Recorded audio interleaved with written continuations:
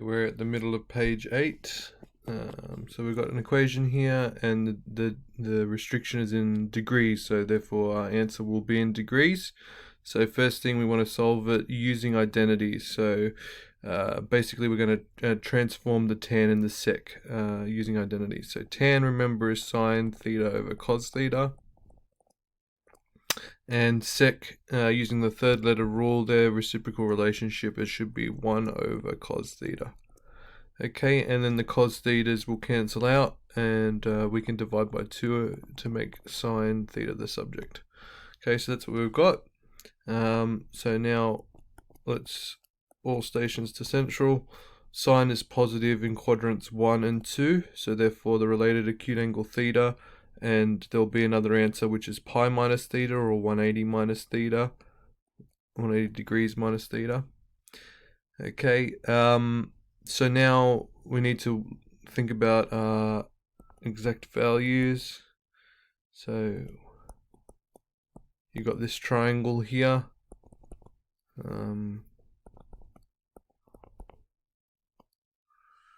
Okay, so sine of what angle is a half? It'll be pi on 6. Sine of pi on 6, and pi on 6 is 180 divided by 6, which is 30 degrees. So we write related acute angle equals 30 degrees. Answering in degrees because original question restriction is in degrees. So therefore theta will be 30 degrees, or 180 minus 30 degrees. So we get 30 degrees or 150 degrees. Okay, that's the way that I'd solve that question, even if it didn't say using identities. That's the way that I'd solve it.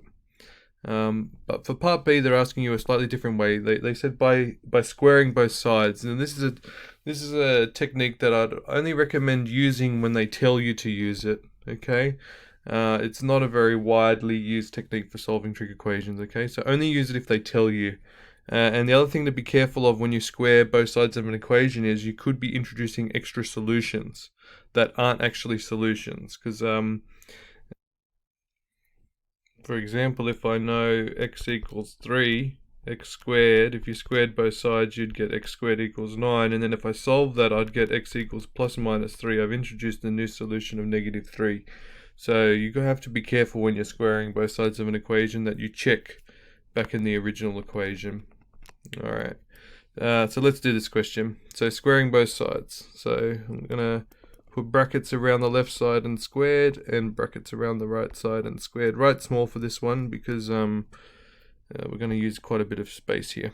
So that'll be 4 tan squared theta is equal to sec square theta. Okay, now we don't like the fact that we've got tan and sec. Okay, so we need to work out a way to convert it either all to tans or all to secs. So reminder, sine squared plus cos squared on the side of your page is 1. I'd do that. And to get sec squared, it's 1 over cos squared, so we divide through by cos square. Okay, so that'll be tan square plus 1 is equal to sec square. Okay, so I'm going to change that sec square into tan square plus 1. Okay, you could have changed the tan squared if you want, but I'm going to change the sec squared. So tan square theta plus 1. I'm going to minus tan squared from both sides. 3 tan square theta equals to 1. So dividing by 3, tan squared is going to equal to that, and it'll be plus minus root. Okay, so using exact value triangle over here,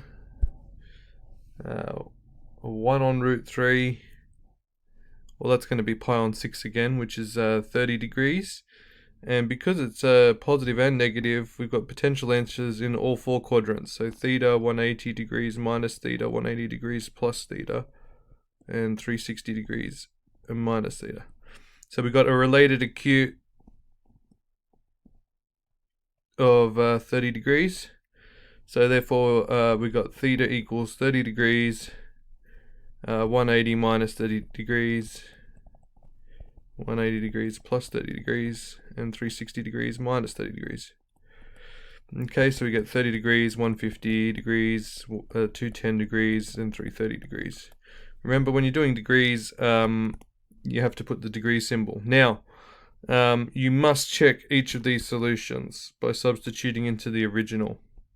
So I'll do that over on the right hand side here. Let's check our solutions. So first solution, theta equals 30 degrees.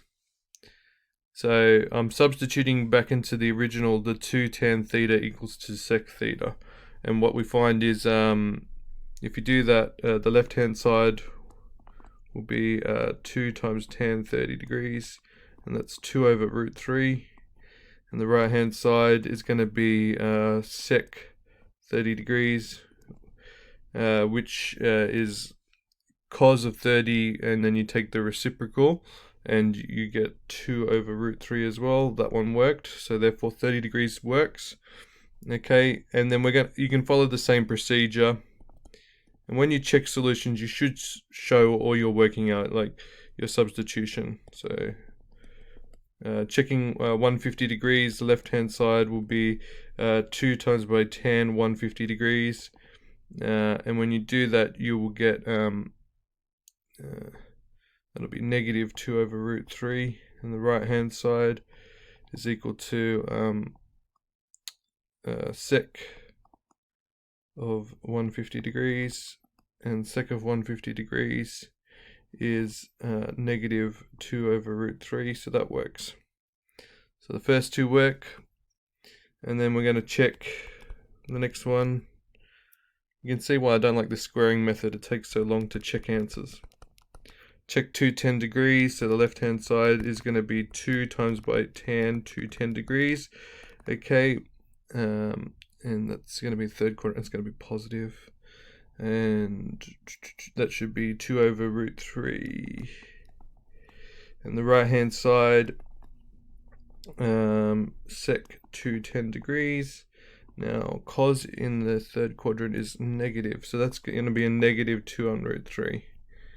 Okay, so negative 2 on root 3 and positive 2 on root 3 are not the same thing, so 2 tens out, and we're going to check the last one, which is 330. Okay, so left hand side, 2 times by tan 330. Okay, fourth quadrant, 10 is negative, so that'll be negative 2 on root 3. The right hand side is going to be sec 330 degrees, which is going to be, because cos is positive in the fourth quadrant, positive 2 on root 3, so that's a reject as well.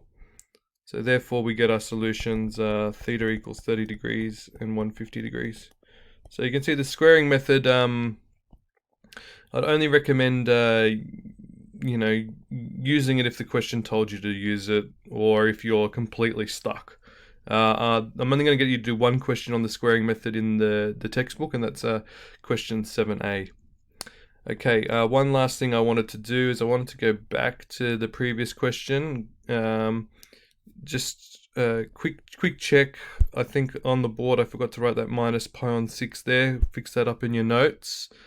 And the one thing we forgot to check is we forgot to check what happens if we were dividing by 0. So what we're going to check if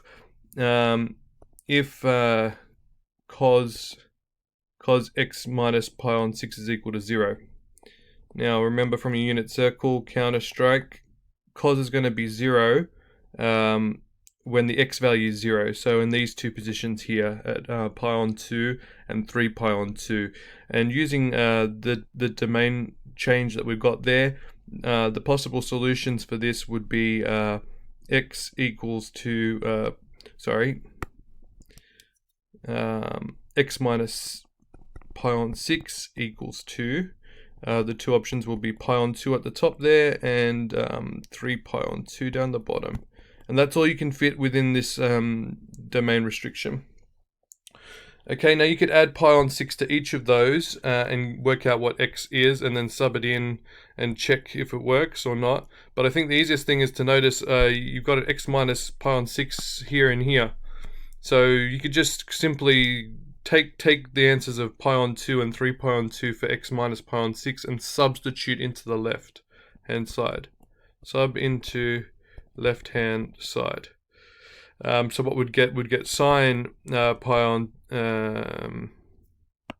so we got sine x minus pi on 6. Okay, so we've got two options. We'll get either sine pi on 2. Okay, and if we've got sine pi on 2 using the unit circle here, sine pi on 2 is 1. Okay, but we don't want it to equal 1 because this right hand side is equal to -0 or 0. So therefore that is not a potential solution, so that's gone. And we can try the other solution, or sine x minus pi on 6 is equal to sine, the other solution is 3 pi on 2. And sine 3 pi on 2 equals the y value there on the unit circle, -1. -1, which does not equal 0. So therefore we've basically shown that the left hand side does not equal the right hand side, so there are no solutions if cos x minus pi on 6 equals 0. Okay, alright, so it's just a quick thing you should check if you're dividing by a trig, that the actual trig that you're dividing by can't equal to 0. Alright, that's all I wanted to cover in this video. Keep going with 12.2, complete all of 12.2, and I'll see you in the next video.